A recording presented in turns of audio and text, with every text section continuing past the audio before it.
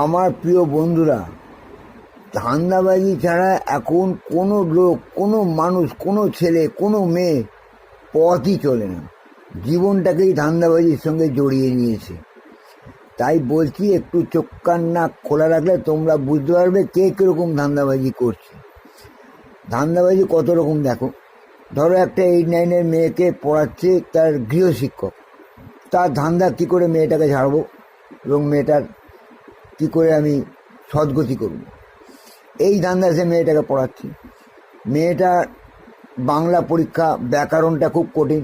সে মাস্টারমশাইকে বলছে, মাস্টারমশাই ব্যাকরণটা আমার খুব কঠিন লাগে, আপনি আমাকে একটু বলে দেবেন আমার ব্যাকরণে কি কি প্রশ্ন আসতে পারে।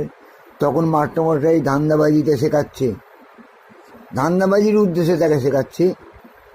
দেখো, পুরুষ আসবে, পাশে বসবে, লিঙ্গ নিয়ে নাড়াচাড়া করবে, ধাতু পড়বেই। ধান্দাবাজিটা বুঝতে পেরেছ? এই হলো একরকম ধান্দাবাজি। দ্বিতীয় ধান্দাবাজি হচ্ছে কি, রাজনীতির ধান্দাবাজি।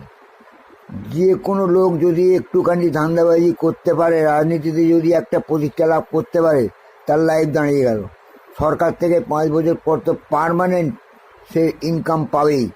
তাছাড়া ওই রাজনীতির পথে অনেক কালো টাকা জড়িয়ে আছে, অনেক বিভিন্ন রকম বাঁ হাতের পয়সা লুকিয়ে আছে। সেই সব পয়সাগুলো তারা সঠিকভাবে ইনকাম করতে পারবে।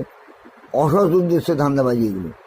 আর কিছু কিছু রাজনীতিবিদ আছে, তারা খুব সৎ। তারা নিজেদেরকে প্রতিষ্ঠা করার জন্য, সুনাম পাওয়ার জন্য তারা প্রত্যেকের উপকার করে, প্রত্যেকের ভালো করে। তারা চোর পোষে না, তারা নিজেরাই নিজেদেরকে প্রতিষ্ঠা করে সৎভাবে। এরা হচ্ছে সত্যিকারের রাজনীতিবিদ। এ একরকম রাজনীতিবিদ গেল।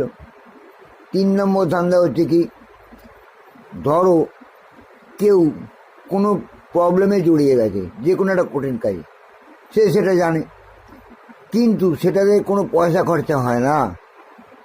সে সেই উপায়টা জানে বলে তাকে বললো যে এত খরচা হবে, তত খরচা হবে বলে একটা টাকা তার কাছ দিয়ে নিয়ে সে সেই কাজটা করে দিল।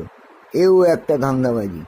এইরকম বিভিন্ন রকম ধান্দাবাজি করে মানুষের জীবন কাটায়। আমারও একটা ধান্দা আছে। আমার ধান্দাটা হচ্ছে কি, সমস্ত বেকার ছেলেদের স্বাবলম্বী করা এবং তাদের ইনকামের পথ দেখানো।